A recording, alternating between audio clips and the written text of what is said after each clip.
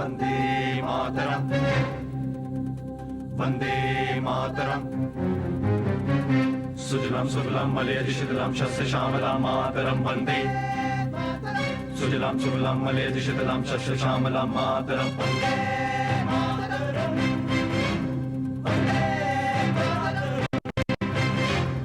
वंदे वंदे वंदे मातरम।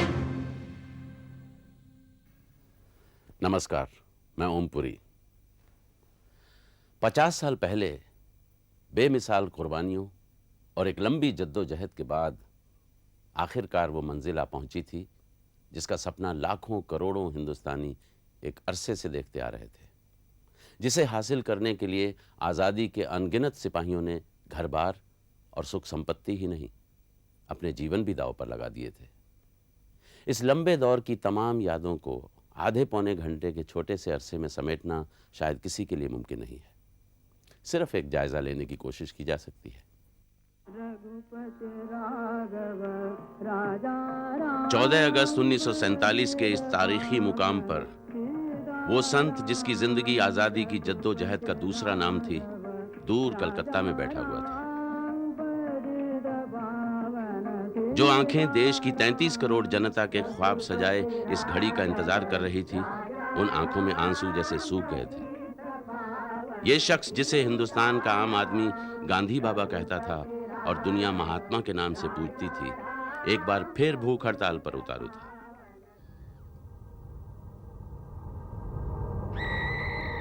देश में खून की नदियां बह रही थीं, भाई भाई का गला काट रहा था। इस 78 वर्षीय संत को मानो यकीन था कि जैसे अपनी जर्जर काया को और दंड देकर ही वो देश भर के गुनाहों का प्रायश्चित कर सकेगा।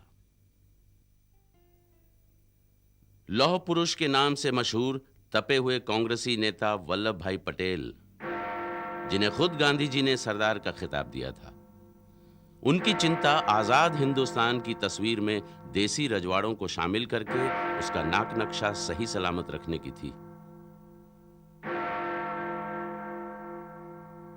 कश्मीर, जूनागढ़ और हैदराबाद, अभी 3 रियासतें बाकी थीं और सरदार पटेल उन्हें स्वाधीन भारत में मिलाने की पेचीदा गुत्थियों से जूझ रहे थे।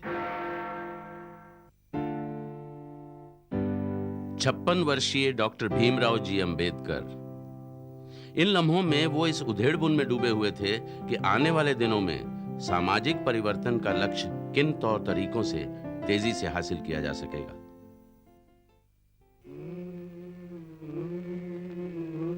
मौलाना अबुल कलाम आजाद भारी मन से आजादी के दरवाजे को खुलता देख रहे थे।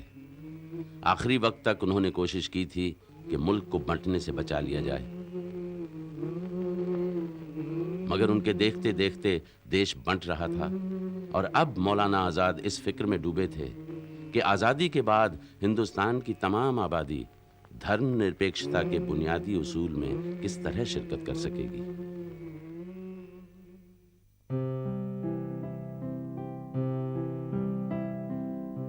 आजादी की लड़ाई का एक जाना माना सिपह सालार नई चुनौतियों का सामना करने के लिए पर तोल रहा था।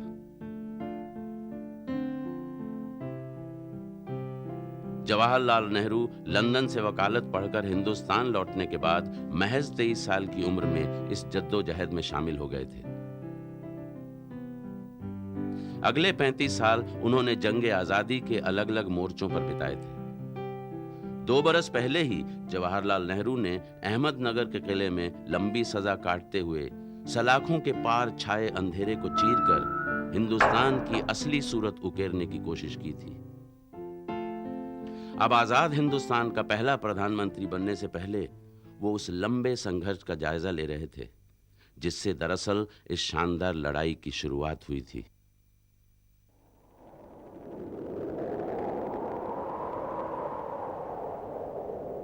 ढाई सौ साल पहले जब ईस्ट इंडिया कंपनी ने हिंदुस्तान में कदम रखा था तो उसके पास इलाके के नाम पर बित्ता भर जमीन नहीं थी, मगर आहिस्ता आहिस्ता एक गोदाम फैलकर सूबे में बदला और सूबा फैलकर सल्तनत बन गया।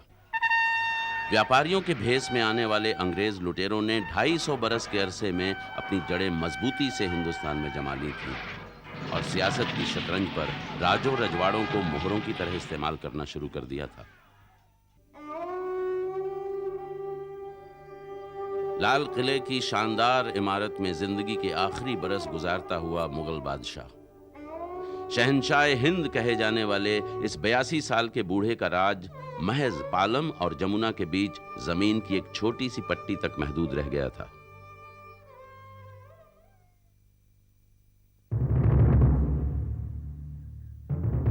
दिल्ली से करीब 40 मील दूर अंग्रेजों की मेरठ छावनी में हिंदुस्तानी सिपाहियों की एक टुकड़ी जिल्लत के एहसास तले तिलमिला रही थी।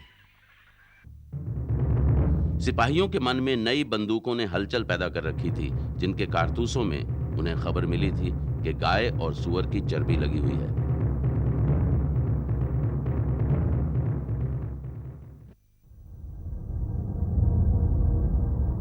मेरठ से लगभग 300 मील के फासले पर झांसी के महाराज गंगाधर राव की 23 साल की विधवा रानी लक्ष्मीबाई। रानी के मन में तूफान चल रहा था। नए गवर्नर जनरल लॉर्ड डलहौजी ने रानी लक्ष्मीबाई के गोद लिए गए बेटे को राजगद्दी सौंपने से इनकार कर दिया था और झांसी पर ईस्ट इंडिया कंपनी का झंडा फहराने का फैसला कर लिया था, पर रानी को यह कतई मंजूर नहीं था।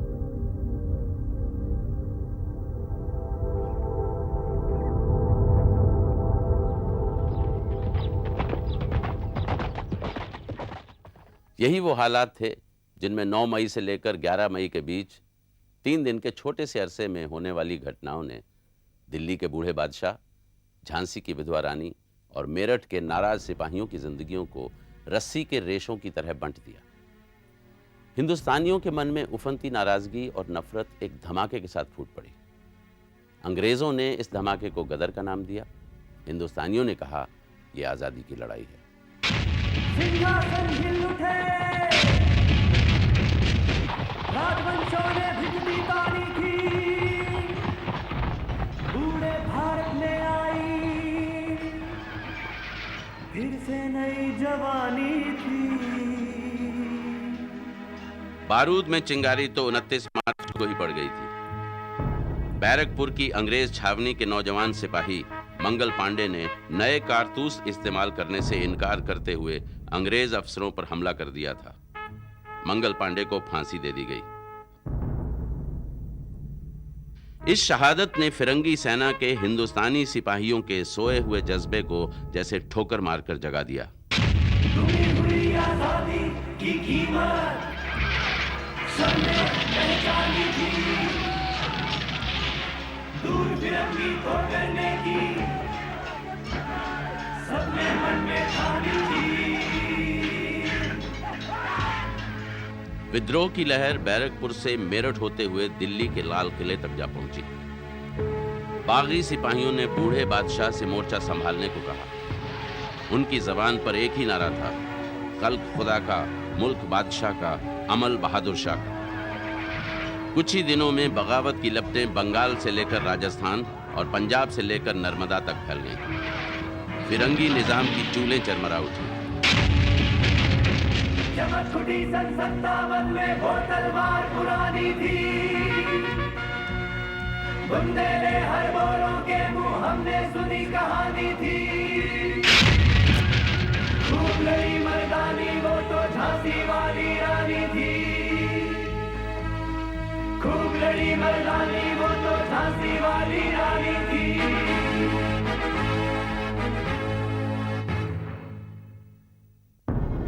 रानी गई सिधार, चिता अब उसकी दिव्य सवारी थी। मिला तेज से तेज, तेज की वो सच्ची अधिकारी थी। झांसी की रानी आजादी की लड़ाई में महिलाओं की शिरकत का एक प्रतीक बन गई। आजादी का ये वलवला बेरहमी से कुचल दिया गया। गांव के गांव जला दिए गए, बेगिनती लोग सरेआम फांसी पर लटका दिए गए।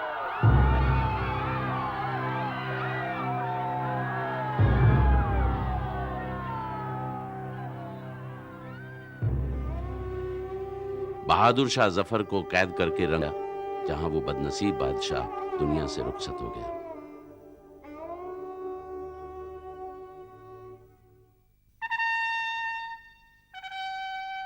साल भर बाद हिंदुस्तान के राजकाज को सीधे सीधे ब्रिटेन की राजशाही के हवाले कर दिया गया और ऐलान किया गया कि ब्रिटेन की महारानी विक्टोरिया मलकाए हिंदुस्तान बन गई हैं।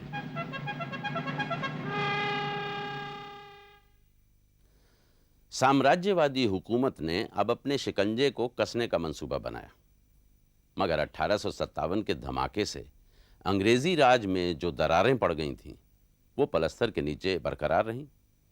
जैसे जैसे हिंदुस्तान को रेल की पटरियों, डाकखानों और बेतार की लाइनों के जाल में बांधने की कोशिश की गई, वैसे वैसे हिंदुस्तानियों ने एकता के धागे को पहचानना शुरू किया।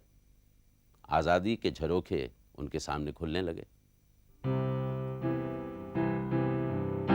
एकता और जागरूकता की इस दबी ढकी सुगबुगाहट ने अब कई धाराओं में फूटना शुरू किया। पराधीनता से टकराने के लिए एक मुनासिब जमीन तैयार करने की कोशिश में कवि और कलाकार भी पीछे न रहे। इसी माहौल ने आर्य समाज जैसे सामाजिक आंदोलनों और विवेकानंद जैसे विचारकों को जन्म दिया। इस हलचल का नतीजा राजनीति में भी दिखाई देना ही था। वतन परस्त हिंदुस्तानियों के एक तबके ने 1885 में भारतीय राष्ट्रीय कांग्रेस की नींव रखी। मामूली जान पड़ने वाला यह संगठन जल्द ही आजादी के जन आंदोलन का हिरावल दस्ता बनने वाला था। इस बीच अंग्रेजों के आला दिमाग अच्छी तरह भांप चुके थे कि एक हो रहे लोग उनके लिए कैसी चुनौती बन सकते हैं। इसलिए फिरंगियों के जहन में मजहबी और इलाकाई बेड़ियों का ख्याल आते ही उसे अमल में लाया गया। यानी अमल में लाया गया बांटो और राज करो का खालिस अंग्रेजी फार्मूला। इसका जवाब 1882 में प्रकाशित बंकिम चंद्र चट्टोपाध्याय के एक उपन्यास में दबा पड़ा था। उपन्यास के 2 शब्द अंग्रेजों के खिलाफ विरोध की रणभेरी बन गए। यह सारा गुस्सा फिरंगी हुकूमत की मक्कारी से भरे ताजा हथकंडे को लेकर भड़का था। 1905 में अंग्रेजों ने बंगाल को 2 टुकड़ों में बांटने का फरमान जारी किया। दलील यह थी कि इतने बड़े सूबे में राजकाज चलाना मुश्किल हो रहा है। असलियत यह थी कि साम्राज्यवादी दिमाग हिंदुस्तानियों की मजहबी एकता से खतरा महसूस करने लगा था। बंगाल के बंटवारे की खबर ने लोगों की आंखें खोल दी। देश भर में स्वदेशी के नारे गूंज उठे। विदेशी गुलामी से मुठभेड़ का एक नया अध्याय शुरू हुआ। कमान अब उत्साही गर्मपंथियों के हाथ में आ गई। इनमें भी सबसे तीखी और बुलंद आवाज थी बाल गंगाधर तिलक की। तिलक ने अपने अखबार केसरी को फिरंगियों के खिलाफ लड़ाई का मंच बनाया और गणेश उत्सवों के आयोजनों के जरिए हिंदुस्तानी रीति रिवाजों पर गर्व की भावना पैदा की। तिलक को देश निकाला देकर मांडले भेज दिया गया, लेकिन ये छोटी मोटी सजाएं उनके देश प्रेम पर असर डालने में नाकाम रहीं। 1916 के ऐतिहासिक कांग्रेस अधिवेशन में उन्होंने नारा दिया, स्वराज मेरा जन्म सिद्ध अधिकार है और मैं इसे लेकर रहूंगा। सारे देश में उत्तेजना और हलचल की फिजा बन गई थी। जोरदार मुहिम चलाने के लिए साजो सामान इकट्ठा कर लिया गया था, मंच सजा दिया गया था। इंतजार था एक ऐसे नायक का जो इन अलग अलग धागों की एक मुकम्मल बुनावट तैयार कर सके। मोहनदास करमचंद गांधी जब 1915 में एक आम गुजराती किसान के पहरावे में दक्षिण अफ्रीका से हिंदुस्तान पहुंचे थे, तो गिने चुने लोग इस पहरावे के पीछे छिपी असलियत पहचान सके थे। देखते ही देखते गांधी जी ने आजादी की लड़ाई का रूप रंग बदल कर रख दिया। जवाहरलाल नेहरू, वल्लभ भाई पटेल और मौलाना आजाद उनके इर्द गिर्द इकट्ठे होने लगे। दुनिया की सबसे बड़ी साम्राज्यवादी ताकत से लड़ाई के लिए उन्होंने जो गोला बारूद इस्तेमाल किया वो बिल्कुल अनोखा था। दक्षिण अफ्रीका में गांधी जी ने असहयोग और सत्याग्रह के तरीके अपनाकर देखे थे। अहिंसा उनका मूल मंत्र था। गांधी जी के लिए विदेशी गुलामी की जंजीरों का टूटना सामाजिक जकड़बंदियों के टूटने से अलग नहीं था। सत्याग्रह और अहिंसा के साथ जल्द ही कुछ और चीजें आ जुड़ी। दलित उद्धार, हिंदू मुस्लिम एकता, आत्मनिर्भरता, महिलाओं का उत्थान। गांधी जी का कहना था कि दुश्मन के नजरिए को समझना और उसे शांति और प्रेम से रजामंद करना ही असली संघर्ष है। दिक्कत यह थी कि फिरंगी हुकूमत इसे मानने को तैयार नहीं थी। 13 अप्रैल 1919 बैसाखी का दिन, दोपहर का वक्त। हजारों लोग एक बड़े से बाग में इकट्ठा थे। बाहर निकलने का सिर्फ एक संकरा सा रास्ता था। अंग्रेज फौज के जनरल डायर ने अपनी टुकड़ी के साथ इसी संकरे रास्ते से दाखिल होकर बाग को घेर लिया और बिना खबरदार किए निहत्थी भीड़ पर गोलियां चलाने का हुक्म दिया। गोलियां तब तक चलती रहीं जब तक खत्म नहीं हो गई। अमृतसर के जलियांवाला बाग के इस कत्लेआम में बच्चों, बूढ़ों और महिलाओं समेत लगभग 1000 लोग मारे गए।